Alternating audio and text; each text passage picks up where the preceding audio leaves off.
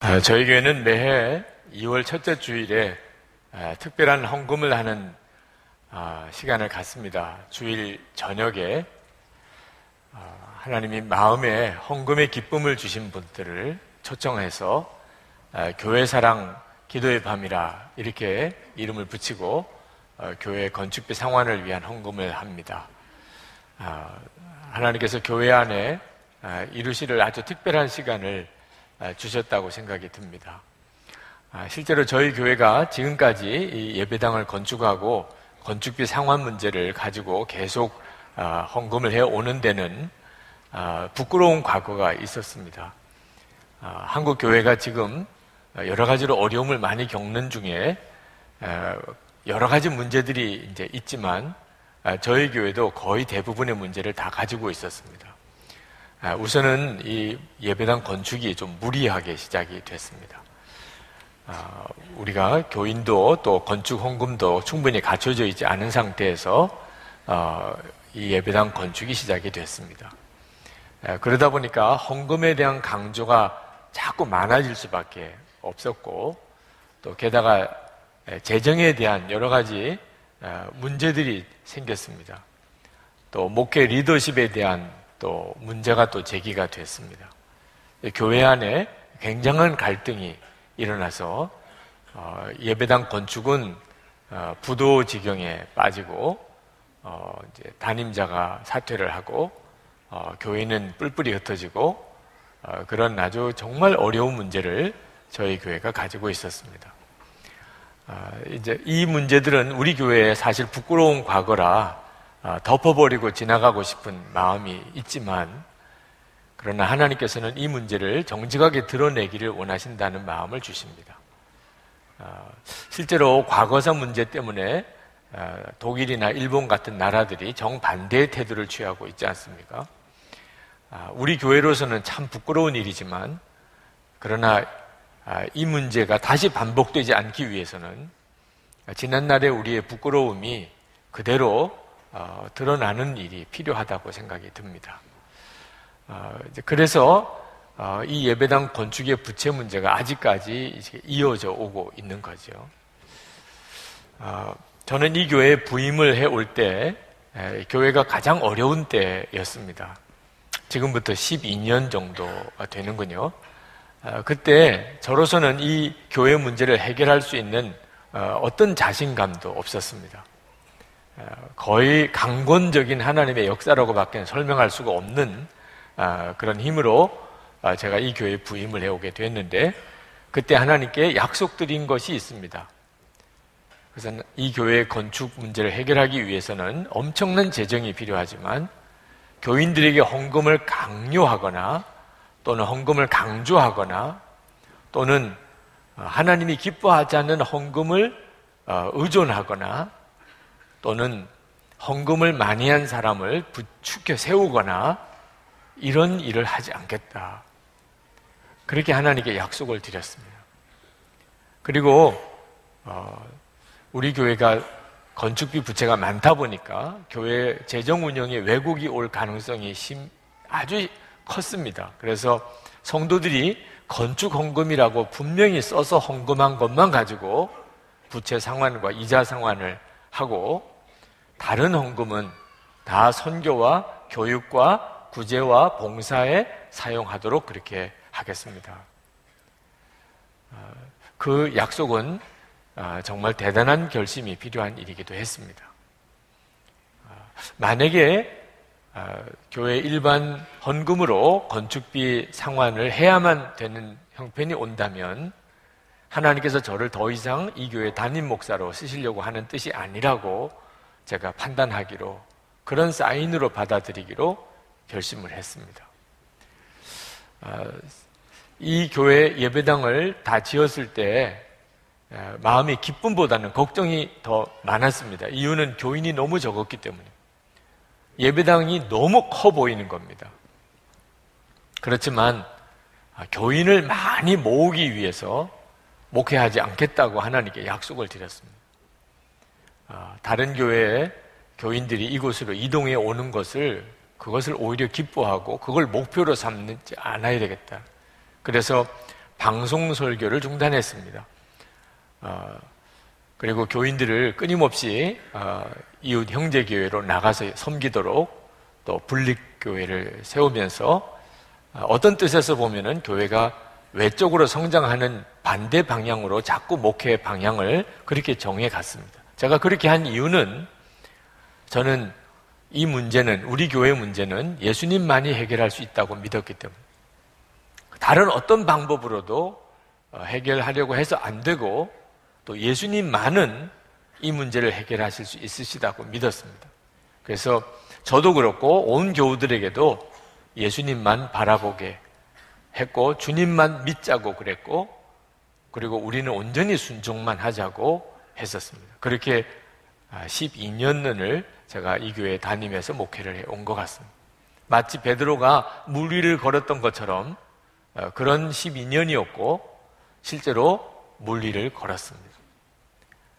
참 어려움 중에도 감사한 것은 보통 이와 같은 어려움이 있었던 교회는 그냥 한번 주저앉으면 다시 일어나기가 어려운데 저희 교회는 이 건축의 문제를 극복했고 그리고 교회가 굉장히 부흥을 했습니다. 그래서 그런 점에서 주변에 있는 많은 분들이 오히려 주목하는 교회가 되었습니다. 저는 우리에게 뭐 잘난 것이 있어서 하나님께서 우리를 이렇게 긍휼히 여기시고 우리 교회에 은혜를 주셨을까 생각하면서 두 가지 마음이 깨달아지는 것이 있습니다. 하나는 하나님이 무언가 이 교회를 통해서 하실 일이 있으신 모양이다 하는 것이고 또 하나는 교회가 아무리 문제가 많고 허물이 있어도 하나님은 교회를 결코 포기하지 않으시고 사랑하신다는 것을 깊이 깨달은 것입니다. 그래서 제가 기회가 되는 대로 하나님의 그 뜻이 저와 교회를 통해서 이루어지기를 위해서 최선을 다하려고 하는 겁니다.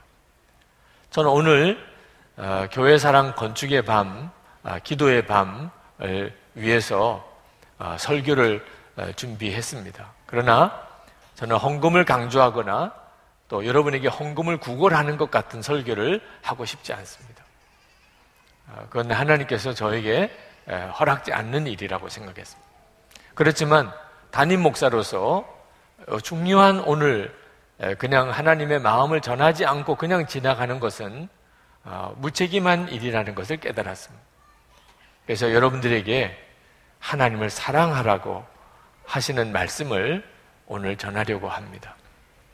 저는 하나님께서 이 교회를 말할 수 없이 문제가 많았는데도 불구하고 그리고 담임을 하는 저도 하나님의 보시기에 정말 부족한 것이 너무 많은데도 불구하고 이 교회를 이렇게 회복시켜 주신 이유는 주 예수님은 지금도 살아계신 주님이시고 예수님과 인격적이고 사랑의 친밀한 교제를 제가 끊임없이 강조했었기 때문이라고 저는 그렇게 믿습니다. 그것은 하나님의 마음이라고 생각합니다. 우리는 하나님을 인격적인 하나님으로 정말 사랑하는 하나님으로 그리고 하나님과 온전히 동행하는 믿음으로 우리가 살아야 되는 것이 하나님의 너무나 간절한 마음이었기 때문에 하나님께서 이 교회를 이렇게 세우셨다고 저는 믿습니다. 그래서 오늘 그 말씀을 여러분에게 또 드리려고 하는 것입니다. 예수님께서는 분명히 크고 첫 번째 되는 계명은 우리가 하나님을 사랑하는 것이라고 말씀하셨습니다. 그것도 마음을 다하여 목숨을 다하여 뜻을 다하여 사랑하는 것이라고 하셨습니다. 하나님이 크게 쓰셨던 사람들은 전부 다 하나님을 사랑하는 사람들이었습니다. 그러나 이렇게 하나님을 사랑한다는 것은 사람의 본성과 맞지 않습니다. 그러므로 하나님을 사랑하는 것은 정말 이상한 일입니다. 우리 본성은 근본적으로 이기적인 존재입니다. 하나님을 믿는 것조차도 우리는 이기적인 본성에서 믿는 신앙을 갖기 쉽습니다. 하나님이 내 소원을 이루어 주시고 하나님이 나를 정말 위해 주시고 하나님이 내게 복을 주시고 그러면 내가 하나님을 믿겠습니다. 우리는 철저히 하나님을 믿어도 계산적이고 이기적인 믿음을 갖기가 쉽습니다.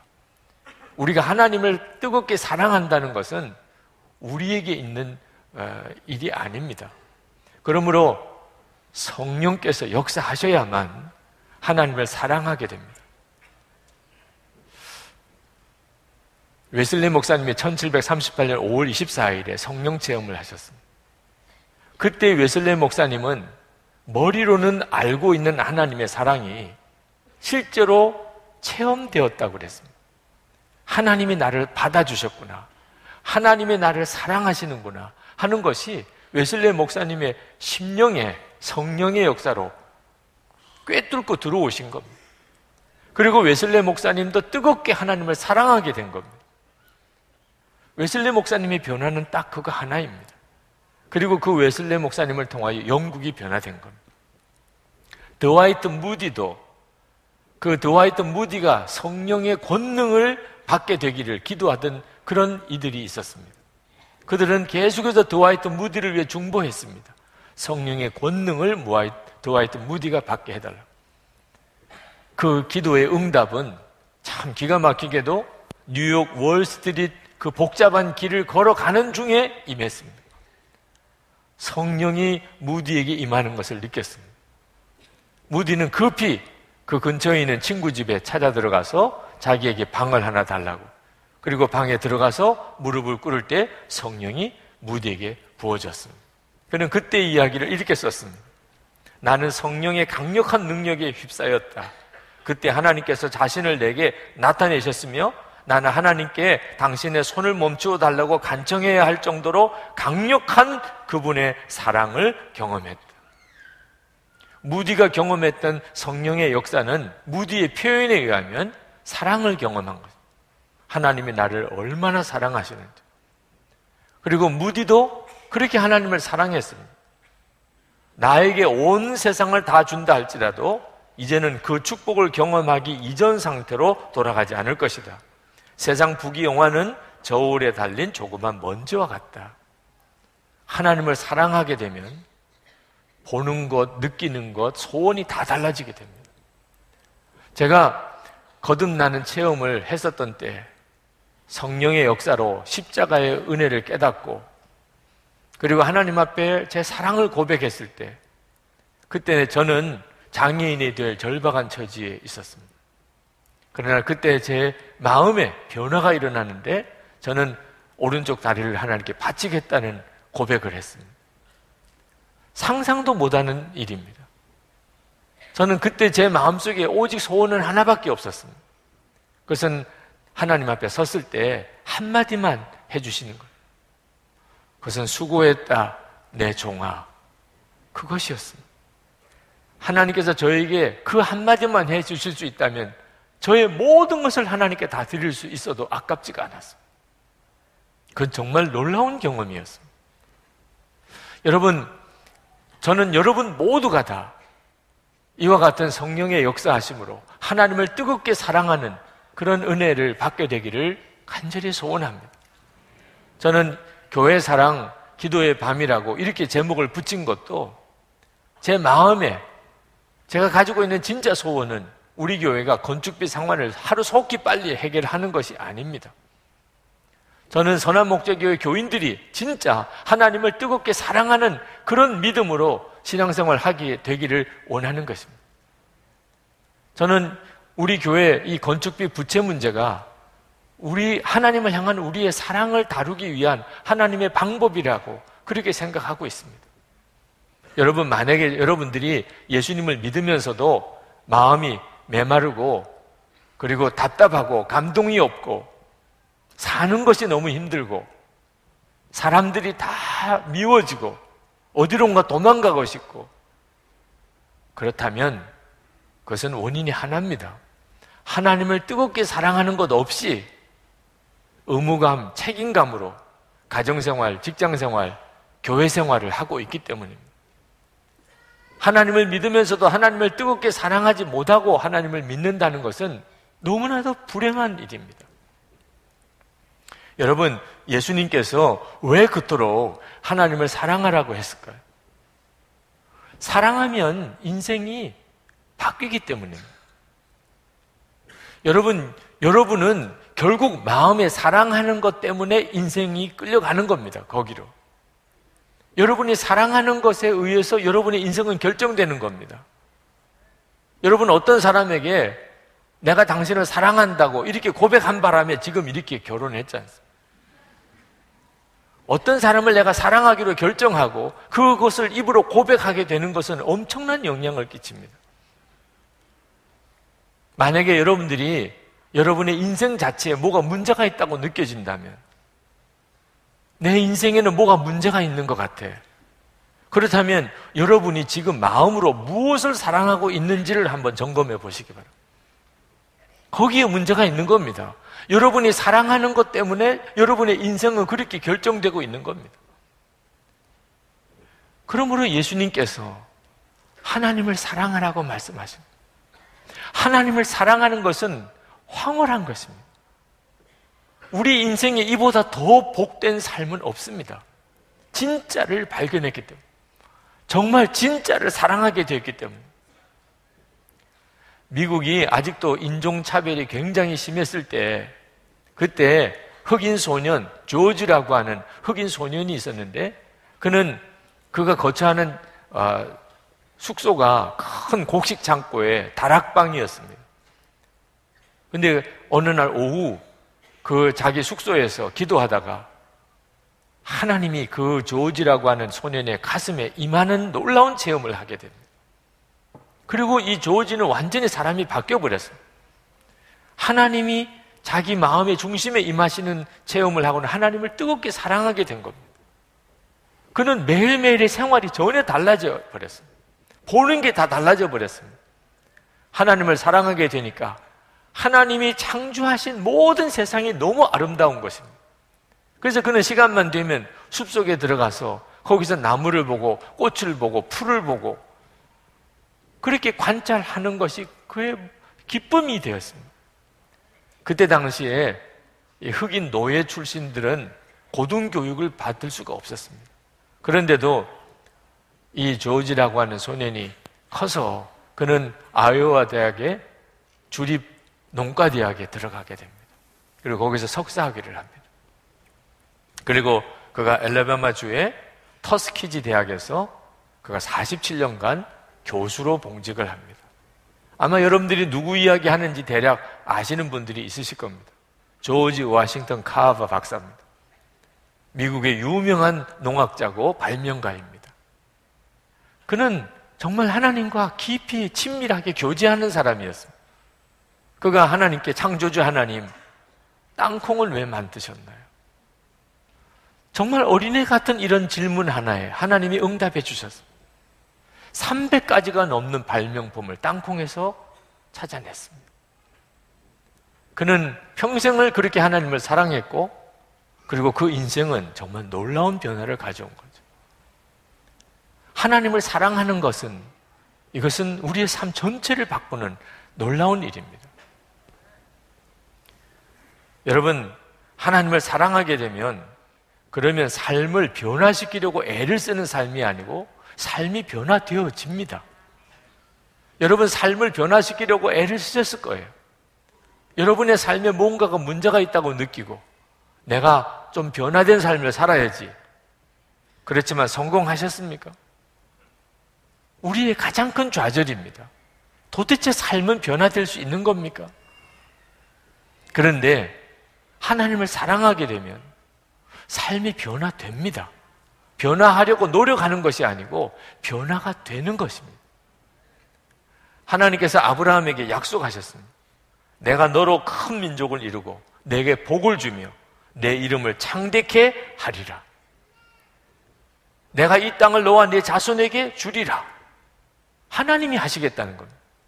아브라함 보고 어떻게 하라고 한 게 아닙니다. 하나님이 그렇게 하리라고 하십니다.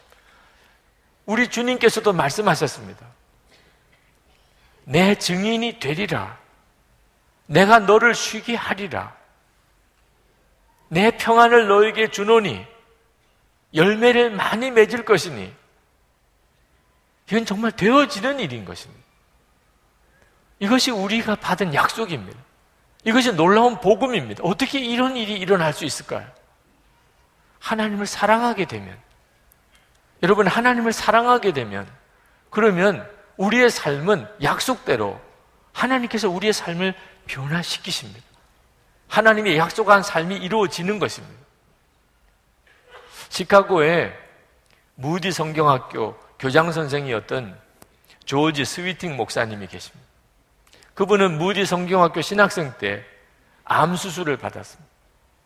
의사가 진단하기를 살기가 쉽지 않을 것이라고 그랬어요.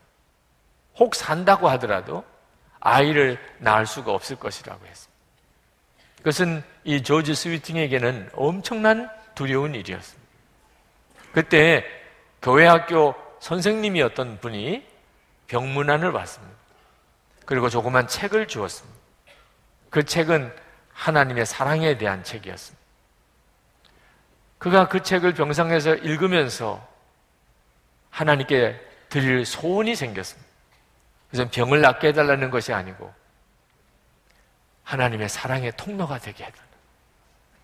나에게 지금 필요한 것은 내가 하나님을 뜨겁게 사랑하는 그런 믿음을 갖는 것이라고 그렇게 깨달아졌어요. 그래서 그는 침상에서 무릎을 꿇고 기도를 했습니다. 사랑하는 주님, 이 병실 침상은 저의 산제사의 제단입니다. 주께서 기뻐하신다면 저를 산제물로 드리기 원합니다. 이제 주께서 주시는 능력에 따라 저 자신을 다른 사람들을 향한 주님의 사랑의 통로로 써주시옵소서. 그는 병 고쳐달라고 안 했습니다. 그는 오직 하나님의 사랑을 전해주는 통로가 되길 원했습니다. 그는 온전한 고침을 받았습니다. 자녀를 4씩이나 낳았습니다. 그리고 무디 성경학교 교장 선생이 됐습니다. 그는 평생 전 세계를 돌아다니면서 수많은 세미나와 설교를 했는데 그 주제는 하나님을 사랑하라는 것이었습니다. 여러분, 하나님을 사랑하는 마음이 뜨겁게 일어나게 될 때, 그때 우리의 삶에는 하나님의 변화시키시는 역사가 일어나게 되는 거예요. 이 조지 스위팅 목사님이 주디라고 하는 어떤 여인에 대한 이야기를 했습니다. 그 주디라고 하는 이 여인은 어려서 사랑을 받기를 그렇게 갈망했지만 부모로부터도 가족이나 형제로부터도 친구로부터도 선생님으로부터도 누구로부터도 사랑을 받지 못했습니다. 그는 평생 사랑받는 게 소원이었습니다. 고등학교 졸업하고 바로 결혼했습니다. 사랑을 받고 싶었기 때문에. 그러나 남편은 육체적인 관계 이상의 사랑을 주지 않았습니다. 그는 4씩이나 자녀를 낳고도 여전히 사랑받지 못하는 상태에 영적인 갈망 속에 살았습니다. 근데 어느 날 옆집에 살던 어느 부인이 자기 집에서 하는 성경 공부 모임에 오라고 초청을 했습니다. 호의를 거절할 수가 없는 마음으로 간 겁니다. 무슨 기대를 가진 것도 아닙니다. 그런데 거기서 자기를 위해서 독생자를 주신 하나님의 사랑, 자기를 위해서 십자가에 죽으신 주 예수 그리스도의 복음을 들었습니다. 어려서부터 그렇게 듣고 싶고 알고 싶었던 무조건적인 사랑, 나를 완전히 받아주는 사랑, 그 사랑을 예수 그리스도 안에서 발견한 것입니다. 그래서 그는 예수 그리스도를 영접했습니다. 그리고 비로소 진정한 사랑을 발견하고 그 기쁨으로 살았습니다. 그렇지만 마음에 걸리는 것이 남편이었습니다. 남편은 아직도 하나님과의 관계가 끊어진 상태에 있습니다. 남편에게 자기가 경험하고 있는 하나님의 사랑을 전해주고 싶지만 자기는 말재주도 없고 아는 것도 없고 그래서 도무지 남편에게 하나님의 사랑을 설명할 수도 전해줄 수도 없었습니다. 그때 친구가 너가 말로 할 수가 없다면 하나님의 사랑을 보여주면 되잖아. 그 말이 이 주디에게 너무나 놀라운 하나님의 음성처럼 들렸습니다. 그렇구나. 내가 말로는 하나님의 사랑을 설명하지 못하지만 하나님이 남편과 아이들을 얼마나 사랑하는지를 내가 보여주도록 그렇게 하나님 제게 힘을 주소서 기도했습니다. 그러면서 자기의 생활을 돌아보니까 문제가 너무 많았습니다. 우선은 남편에게 잔소리하는 것, 아이들을 야단치는 이 언행을 고쳐야 한다는 걸 알았습니다. 성령께서 이 주디의 말을 가르치기 시작했습니다. 말을 해야 될 때와 하지 말아야 될 때, 어떻게 말을 해야 되는지를 가르치기 시작했습니다. 가정생활을 하는 모든 것을 바꾸기 시작했습니다. 음식을 하나 만들어도 정말 하나님의 사랑이 담겨 있는 그런 음식을 만들어 남편과 아이들에게 먹이고자 했습니다. 자기 자신의 몸매도 철저하게 생활 관리를 하면서 너무나 날씬해졌습니다. 남편이 출근하고 나면 그냥 다시 잤던 그런 생활이 바뀌어졌습니다. 아이들과 함께 하고, 아이들을 학교 보내기 전에 같이 기도하고 성경 보고, 어느 날 남편이 출근하다가 다시 문으로 들어오면서 이 주디를, 아내를 안고 키스를 했습니다. 몇 년 동안 그런 일이 없었습니다. 며칠 뒤에 5살 된 아이를 저녁에 재우는데 그 아이가 엄마에게 이렇게 이야기했습니다. 엄마, 나는 우리 집이 너무 좋아요. 우리가 예수님을 사랑하게 되니까 이렇게 되었잖아요. 그치요? 그 이야기를 아들로부터 듣고 이 주디가 정말 하염없이 눈물을 흘렸어요. 우리가 하나님을 사랑하게 되면 우리 힘으로 할 수 없었던 변화들이 일어나기 시작합니다. 그리고 그 사랑은 수많은 내 주변에 있는 사람들에게 전해지게 됩니다. 어떤 분들은 하나님을 사랑하는 것을 두려워합니다. 왜냐하면 하나님을 사랑하게 되면 자기의 모든 것을 하나님께 다 뺏길 것 같은 그런 걱정을 하고 있기 때문에, 이런 걱정은 그동안에 거짓 사랑에 수없이 속아봤기 때문에, 이 세상을 사랑하면 그렇게 됩니다. 우리가 무엇을 사랑하면 나중에 다 뺏겨버리게 됩니다. 돈을 사랑하고 권력을 사랑하고 명예를 사랑하고 이 세상에 있는 어떤 것들이라도 내게 있는 것을 다 뺏어갑니다. 왜? 나는 그것을 사랑하지만 그것은 나를 사랑하지 않기 때문에. 그렇게 거짓 사랑에 속아 살았기 때문에 하나님의 사랑도 그런 것일 거라고 생각하는 겁니다. 그런데 여러분, 하나님은 우리를 우리 자신보다도 더 사랑하십니다. 하나님 자신보다도 우리를 더 사랑하십니다. 아들을 주신 사랑입니다. 여러분, 아들이 죽어가는 것을 보는 것은 아버지에게는 심장이 터지는 것 같은 고통입니다. 하나님께서는 그 아들이 십자가에서 죽어갈 때 당신의 그 권능의 손을 스스로 묶어버리셨습니다. 아무것도 하지 않으셨습니다. 그 아들이 십자가에서 울부짖으셨습니다. 엘리 엘리 라마 사박다니, 나의 하나님 어찌하여 나를 버리시나요? 하나님은 우리의 작은 신음조차도 들으시는 그런 하나님이십니다. 그런데 십자가에서 그 부르짖는 사랑하는 아들의 소리를 하나님은 마치 청각 장애인이 된 것처럼 듣지 않으셨습니다.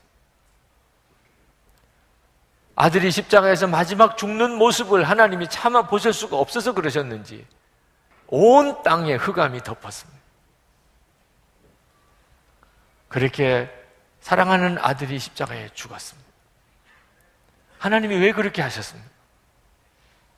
저와 여러분을 사랑하셨기 때문에.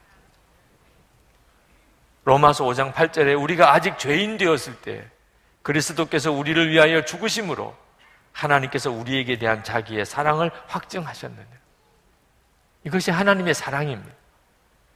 하나님은 또 이렇게 말씀하십니다. 로마서 8장 32절에 자기 아들을 아끼지 아니하시고 우리 모든 사람을 위하여 내주시니가 어찌 그 아들과 함께 모든 것을 우리에게 주시지 아니하겠느냐. 그러므로 하나님을 사랑하는 것이 놀라운 것입니다. 하나님을 우리가 사랑하게 될 때 우리는 비로소 하나님이 나를 얼마나 사랑하셨는지를 경험하게 되는 겁니다. 그러므로 하나님께서 하나님을 사랑하라고 하신 이 말씀은 엄밀히 말하면 계명이 아닙니다. 형태는 계명의 형태입니다. 그렇지만 이건 계명이 아닙니다. 사랑의 관계로 초청하시는 것입니다.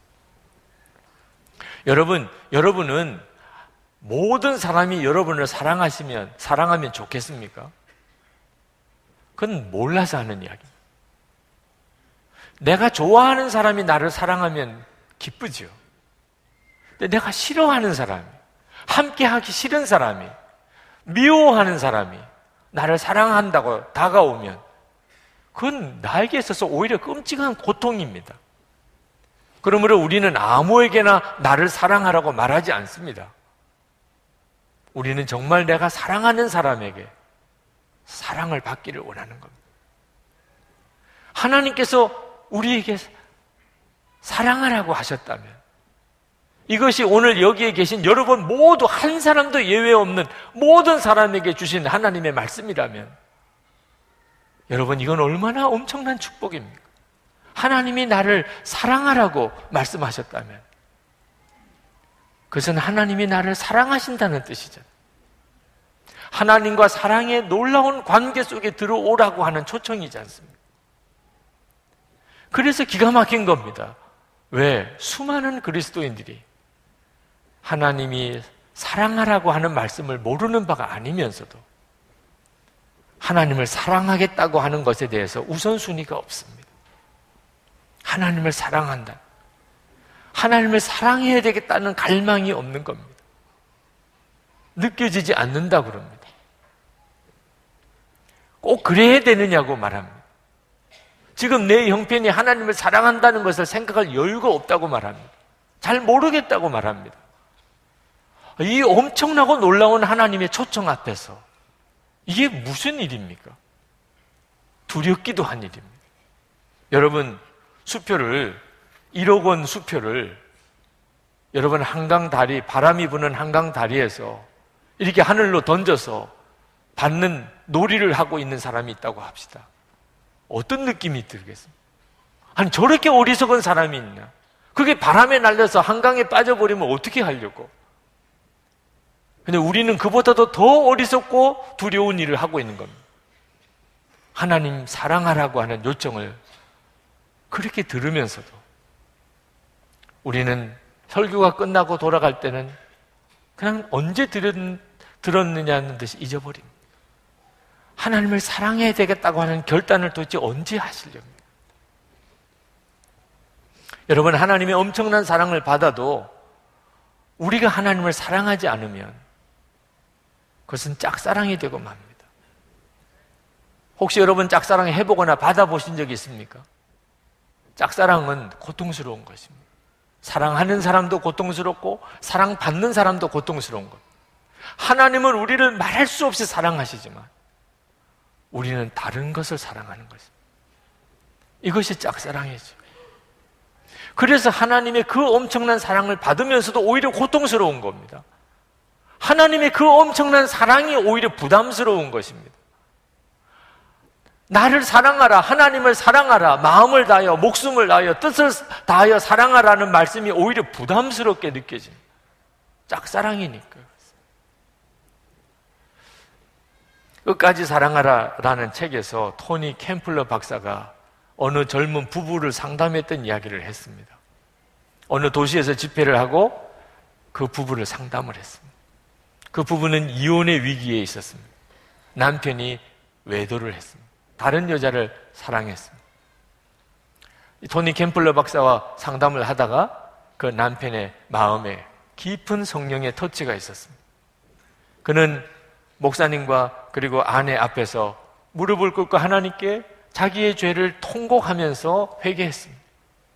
그리고 아내 앞에 무릎을 꿇고 다시 기회를 달라고, 나를 용서하고 다시 나에게 기회를 달라고 그렇게 울면서 아내에게 회개했습니다. 토니 캠플러 박사는 그 두 부부가 이제는 정말 아름다운 새 출발을 할 수 있게 된 것을 감사했습니다. 그리고 2년 뒤에 그 도시에 또 집회를 가게 된 일에 그 부부를 만나게 됐습니다. 토니 캠플러 박사는 그 두 부부가 2년 동안 얼마나 변화된 놀라운 삶을 살았을까 가슴이 설렜다고 그랬습니다.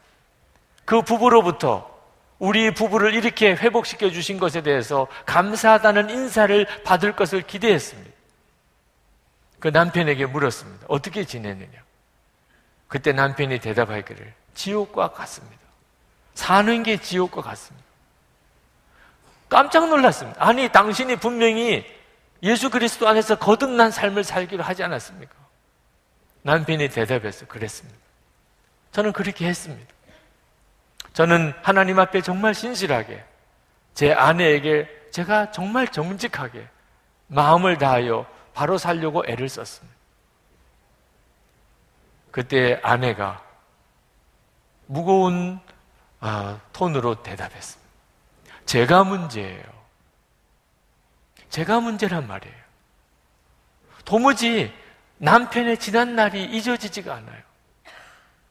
남편이 나에게 다가올 때면 남편이 지난 날에 그가 어디서 어떤 여자와 무엇을 했는지에 대한 생각이 자꾸 떠올라서 제 몸이 경직이 됩니다.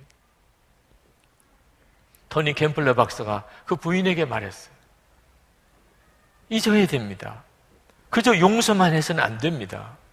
잊어야 됩니다. 하나님은 당신이 가졌던 지난날의 그 끔찍했던 아픔, 상처를 잊어지게 해주실 수 있는 분입니다. 당신이 구하기만 하면 주여 제 마음의 이 상처와 아픔을 잊어지게 해주시옵소서. 남편을 용서했는데 그 남편의 지난날의 잘못을 제가 잊을 수 있게 해주옵소서. 당신이 그렇게 기도하면, 정말 원하면 하나님은 얼마든지 그렇게 하실 수 있습니다. 그런데 그 아내는 계속해서 안 된다고만 대답해요. 안 되는 걸 어떻게 해요? 안 되는 걸 어떻게 해요? 결국 그 부부는 이혼하고 맙니다. 하나님의 사랑은 우리의 어떤 문제도 해결하실 수 있습니다. 그렇지만 우리가 하나님의 사랑을 받아들이거나 나도 하나님을 사랑하겠다고 반응하지 않으면 그 하나님의 사랑은 그냥 짝사랑이 되고 마는 겁니다.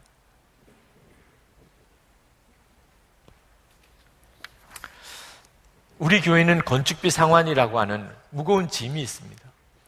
그러나 저는 이것이 우리 교회의 축복의 씨앗이라고 믿습니다. 건축비 상환이 너무나 우리에게 무거운 짐이기 때문에 지난 12년 동안 저도 그랬고 우리 장로님들도 교회 교우들도 어떻든지 주 예수님만 믿고 주 예수님만 바라보고 그리고 정결하게 살려고 어떻든지 하나님에게만 순종하며 살려고 어떻든지 하나 되어야 한다고 그렇게 명심하고 살아왔습니다. 그것은 교회를 놀랍게 만들어가는 일이었습니다. 우리에게는 무거운 짐이었지만 오히려 그것은 하나님이 우리를 다루실 수 있는 중요한 하나님의 통로이기도 했습니다. 게다가 우리가 하나님을 사랑한다는 표현을 할 수 있는 너무나 좋은 기회였습니다.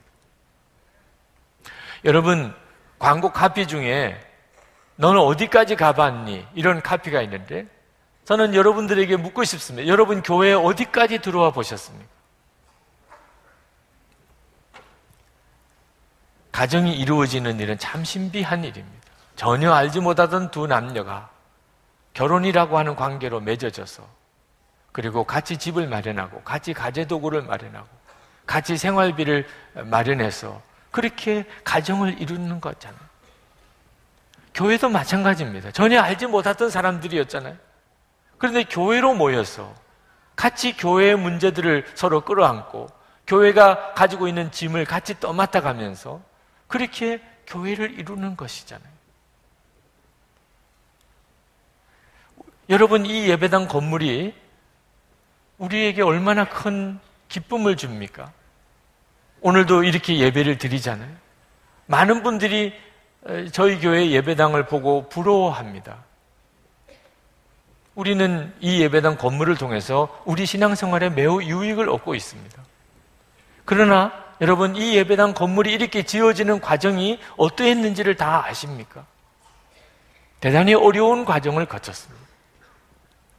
저는 이 예배당이 건축되는 중간쯤 단계에 부임해 왔습니다.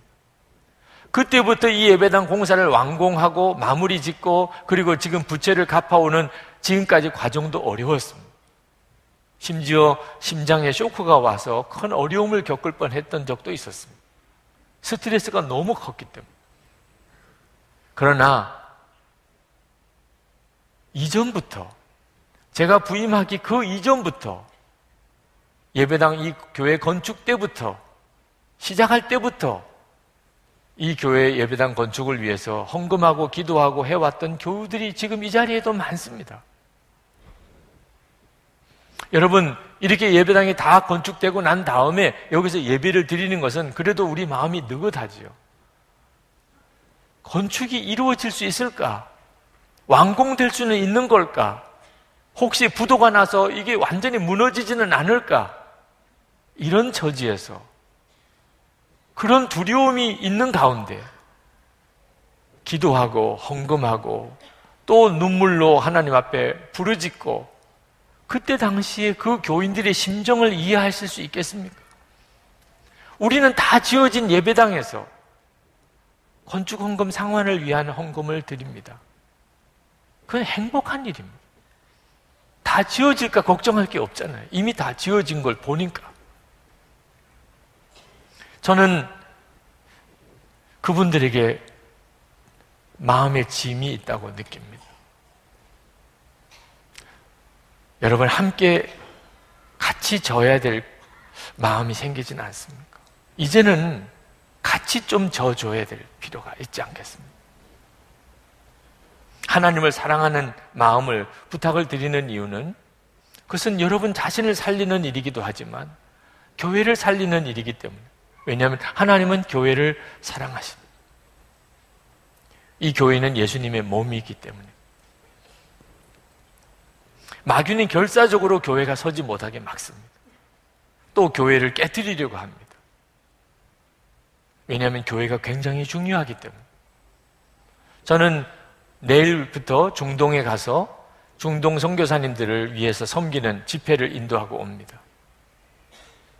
교회가 서는 일을 극력 막는 나라들이 있습니다.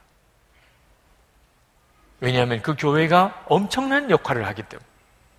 거기서 사람들이 구원을 받으며, 거기서 사람이 말씀으로 양육을 받으며 예수님의 제자로 세워지며 하나님의 나라를 준비하는 곳이기 때문에.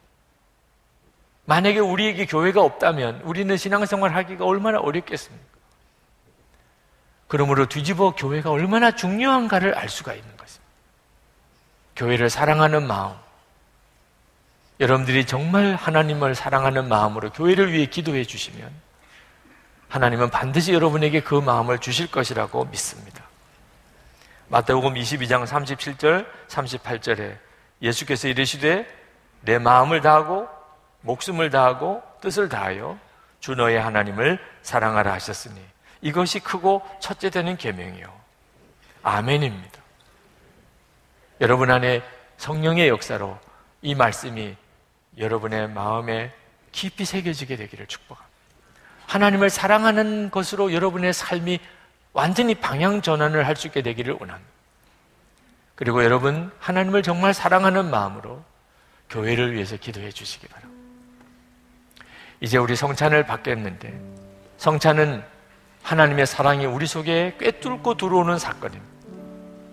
이것은 내 몸이라, 이것은 내 피라고 하시면서 떡과 포도즙을 우리에게 주십니다. 우리가 그 떡과 포도즙을 먹는 것은 하나님의 사랑이 내 속에 꿰뚫고 들어오는 것입니다. 여러분이 오늘 성찬을 받을 때 성령의 역사로 하나님의 사랑이 여러분의 마음의 심령에 꿰뚫고 들어오는 사건이 일어나게 되기를 기도하시기 바랍니다. 그리고 여러분도 주님을 뜨겁게 사랑함으로 여러분의 삶을 새롭게 시작해 보시기 바랍니다. 이 시간 우리 간절한 마음으로 하나님께 기도하고 성찬을 받겠습니다. 기도하시겠습니다. 우리를 사랑하여 독생자 예수를